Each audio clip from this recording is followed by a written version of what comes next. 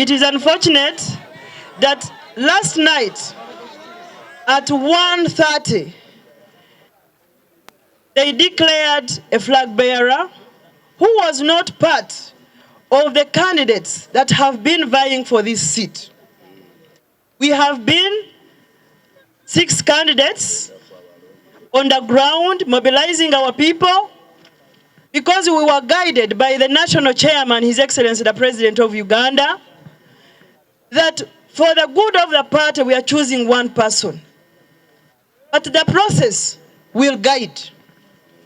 Here comes the process where a committee of 2 people, which I've never seen in my life, a committee of 2 people, coming up to vet, to do what they call SWOT analysis. They did SWOT analysis on the 6 candidates. But it is so surprising that finally they declared the 7th candidate who was not part of the 6 who have been looking for the votes from the grassroots. It is unfortunate that our party has come to this. We love our party. Some of us are royal cadres. We've been there for the party. It is unfortunate that the leaders of the party from the secretariat, they are breeding what they call independence because of the unfair processes. This has not only happened in Kawempe North, it has happened in many places, including the recent one in Chisolo. Why? Because of the unfair processes of choosing a flag bearer.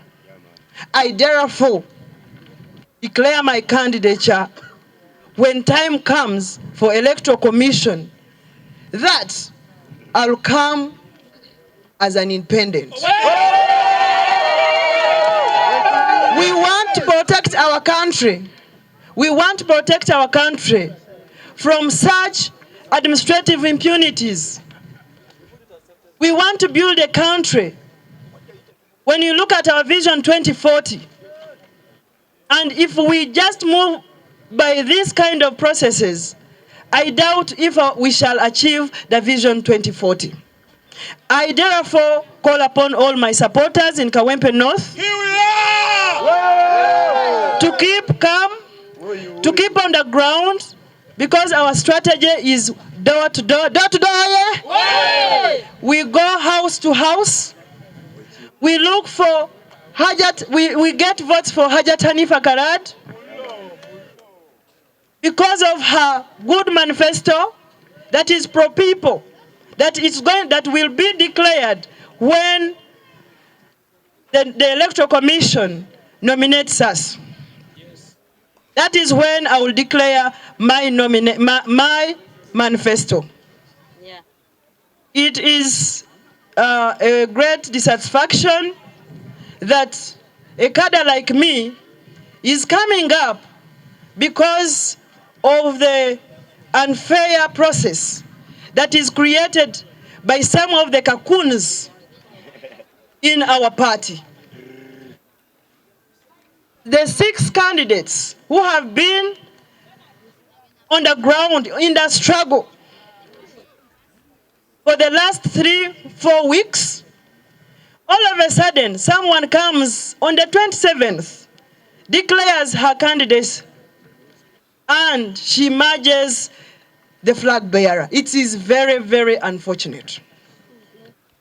I need you people to calm down, my supporters, to continue with the mobilization. We want to show our dissatisfaction that the people know what they want. Yes, yes, our Hajats. The people know what they want, and the reason I am here, the reason I'm here is because of the people of Kawempe North, who have decided that I should move on. They should not miss my promises. They should not miss my programs that I have for the people of Kawempe North. It's unfortunate that even the candidate that was declared does not come from Kawempe North. She comes from Machindi. So the importation factor is there, and the unfair process of the, I may not call it the committee, because a committee, I've never seen a committee of 2 people.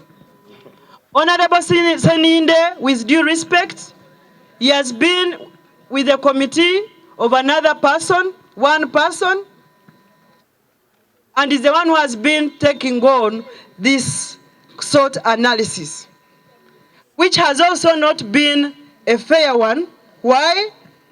They've been not declaring who has won in which group. The reason they've been hiding has come to light because they had a plan of another candidate, wasting the efforts of the other NRM candidates, NRM supporters. I therefore call upon all my supporters that I will go on and I will be on the ballot paper of the Electoral Commission. And if Mama Mama Kawempe Nemba simanyo olw'okutambula Kawempe North nange mu miruka gyonna 9 nga tunoonya akalulu, tunoonya obuwagizi okukwata ebendera ya NRM. Kyannaku nnyo nti akakiiko k'ebyokulonda aka NRM kagenda ne kasendinga abantu 2. Ekisooka sirabangako akakiiko akaliko abantu 2. Eka akakiiko ka Honorable Seninde ne afande Major Emma. Baludde nga because batusaba nti tebagenda kukola kamyufu akanene ak'okubanga abantu bwenna mukuba layini. Naye ne batandika okubanga banoonya abantu ab'enjawulo, groups ez'enjawulo, nga bazijjamu information. Baani abali ku ground, baani aba NRM abeesimbyewo, era mu abo badde nze era n'abalala nga 4. Naye ku ssaawa esembayo ne tugenda okulaba nga balangirira omuntu ataludde mu lwokaano naffe. Ekyo kintu kya nnaku nnyo ffe nga bannakibiina nti batulaze nti wabeerayo abaana n'ebyana.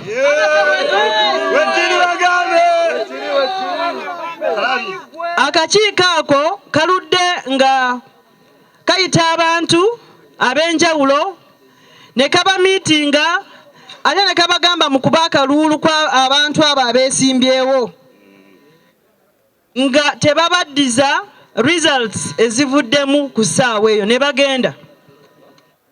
Kati kiba kitegeeza gwe avuganya togenda kumanya oba obwo obululu bwe babala butuufu oba si butuufu, kubanga tebuliiko reference eraga nti wano yeno receipt book yatandika ku number 1 kutuusa ku 10. Ekirala ekyennaku nti kwabo bonna bembadde nvuganya nabo kuliko nze Hajjat Hanifa Karat, Mutumba Onesimus, Jemba Ali, Juliet Namale, ne Katabazi Sankala.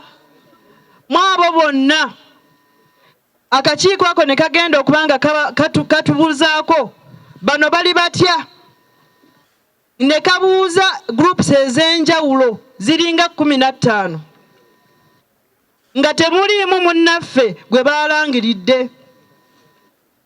Kyannaku nnyo groups ezo ze baabuuza mulimu abakandidate bali batya tebazibazeemu magezi.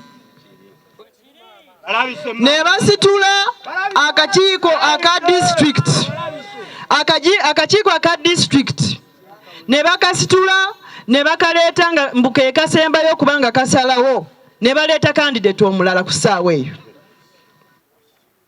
Kyova bankuba omulanga guno nti chairman wa NRM alina okukimanya nti fefekka abeeyononeredde ekibiina. Fefekka abo abakulembeze basendinga ku ground beebo abatuleetedde okubanga tujja independent.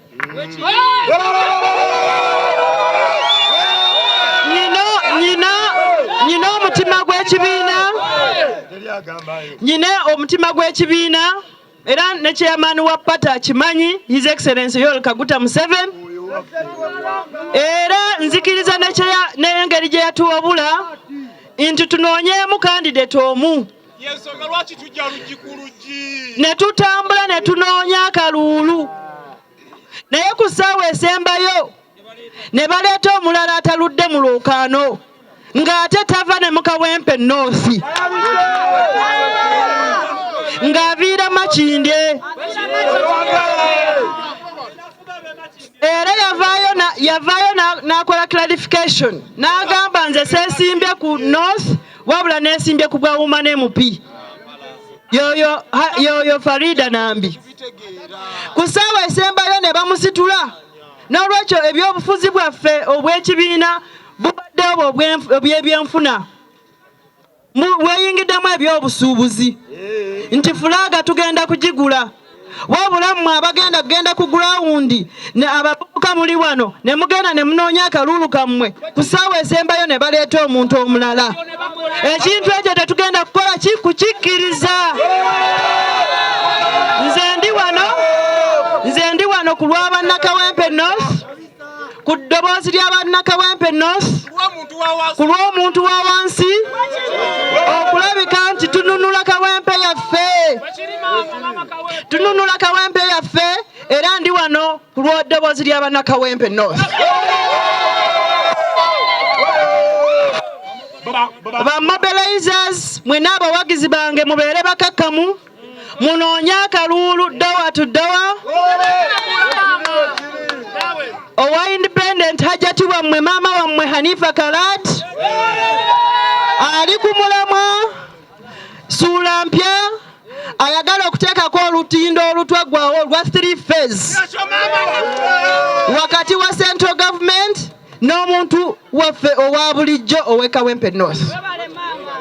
N'olwekyo statement yaffe eno tusaba nti abantu mwenna mugiwulire. Mulanga gwakutereeza ekibiina kyaffe, gwakutereeza abantu baffe mulina okwetegereza ennyo. Mulabe process bwetambula. President Yoweri Kaguta Museveni alwanyisa corruption. Naye waliwo bye tulaba ne tubuusa amaaso naye eno yabadde corruption eri ey'ekika ekyawaggulu. Ne batuuza abamu ne babagamba tugenda bawa ssente muwagire omu naye oli ow'amaanyi mu mute. Amaanyi g'abantu gagenda kwogera ku mulundi guno. Kawempe North oye! Kawempe North oye! Abavubuka oye! Abakyala oye! Ghetto youth oye! Bannakawempe oye! Hanifa Kalad oye! I would like to first of all thank the Almighty God for this great second opportunity. As you all know, I've been the flag bearer for Kampala District on Woman MP. I want to thank the fellow aspirants that I've stood with, that have stood by me, and have stood by the NRM party, who said whoever is chosen by the leaders, they will all rally behind that person. I want to thank Honorable Mtumba Onesmus George. I want to thank Honorable Juliet Namale. I want to thank Honorable Katabazi Sankara, and I want to thank Honorable Jemba and Honorable Takuba for saying that the party has to come first. We were many candidates that were aspiring for this primary, but our party chairman guided that there will be no primary. I want to thank the leadership of NRM, from the Electoral Commission to the Secretary, the NRM Secretariat, to Kawempe District leaders who trusted me and gave me this opportunity to be their front runner in this by-election. I want to tell people that Honorable Nambi Farida is a woman of service. I've been doing in service for children, women of faith for the last 25 years. Anyone can testify to that. I'll continue the legacy of Honorable Sejirinya because he was also a man of service. The key issues I want to focus on are the challenges that I've found on the ground. This is issues of hygiene and sanitation, taking away rubbish. You're going to see me majorly doing that. Issues of promotion of sports and talent in the youth. Issues of capacity building for women in business and career, in the girl child and in the boy child. So those are some of the core issues that I'll front on top of the core responsibilities of a member of parliament. I want to call upon all foot soldiers, all commanders in the 5 districts and even beyond, 5 divisions that make Kampala, to come and we first deliver Kawempe. We first deliver Kawempe because it's going to make a political statement. If Kawempe is delivered, that means we can deliver as NRM in the subsequent elections.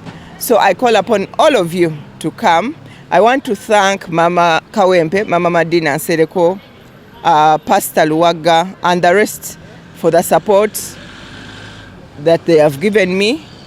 And I want to tell them that we are going to move in tandem to make sure that we deliver this election. The win, I can assure you, is with NRM. Because in me, they have got a woman of service.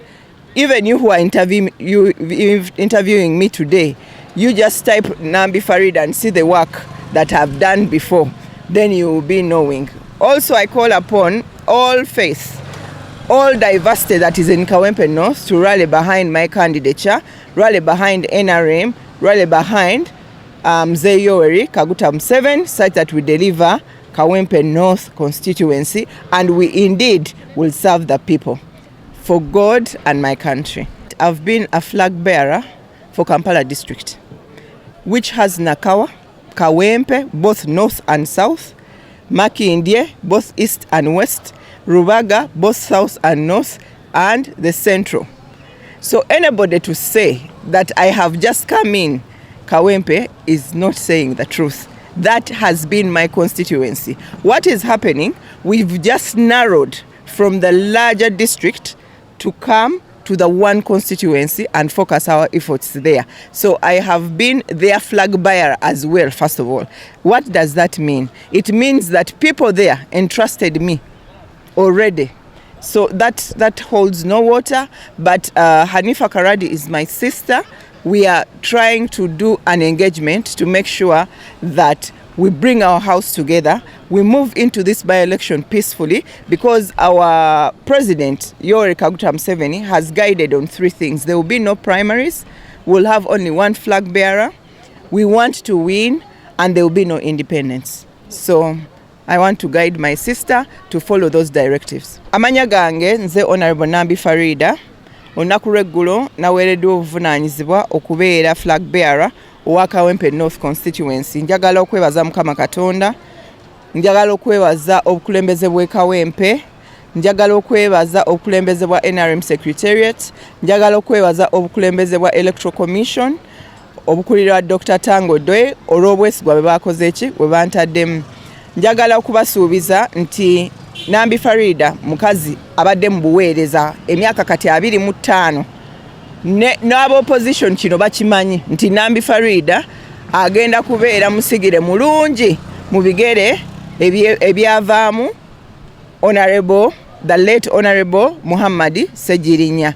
Ngenda kubaweereza mu byobulamu, ngenda kubaweereza mu kuggyayo talanta n'ebyemizannyo eby'abavubuka, ngenda kubaweereza mu kuggyawo ebisasiro n'okugogola emyala, ngenda kubaweereza okutumbula omwana ow'obuwala n'ow'obulenzi n'okuyambako ku bakyala naddala kubawa kapasite oba okuwawa obukugu mu bizinensi bwe tusobola ozikola. Ngenda kubaweereza muleme kujula ntulire ddala mu bigere eby'omugenzi Ssegirinya banaye njagala obayita mwenna banna Kampala district mujje tusooke tukole ku mulimu gw'okudelivaringa Kawempe North bwe tunaamala nga tukoze statement yaffe ejja kuba nnungi ne elections ezinaddako obululu obunaddako bujja kuba bulungi eri NRM de mu lukiiko olwo. Okay, njagala okugamba sister wange Honorable Karadi Hanifa nti mzee Yoweri Kaguta Museveni yatugaidinga nti wajja kubeerawo ba independence. Kati ye nga mzee takikkiriza. Kati ye simanyi bwagenda kukikola. Wazira muwalirizo komawo munju so olw'okubeera nga kwekumakuma bamuwabula abakulembeze balabe cause enjo eno erimu opportunities nyingi. Well, so tuleme kubeera nti twerumaluma. Mukazi mukozi muganda wange mumanyi bulungi nnyo emyaka 25 twali tukola naye okugenda mu masomero for mentorships. So mumanyi bulungi nnyo era already twatandise omulimu ogw'okulaba nti tutabagana aleme kubeera nti ajanga independent. Now Kawempe ebadde emu ku constituency yange nga NRM flag bearer owa district e Kampala. Tubadde tulina divisions 5 omuli Kawempe era gye mbadde ntwala nga flag bearer. So kati tugenda kukendeezaako bukendeeza okufocusinga constituency eno tugidelivering ku lwa NRM.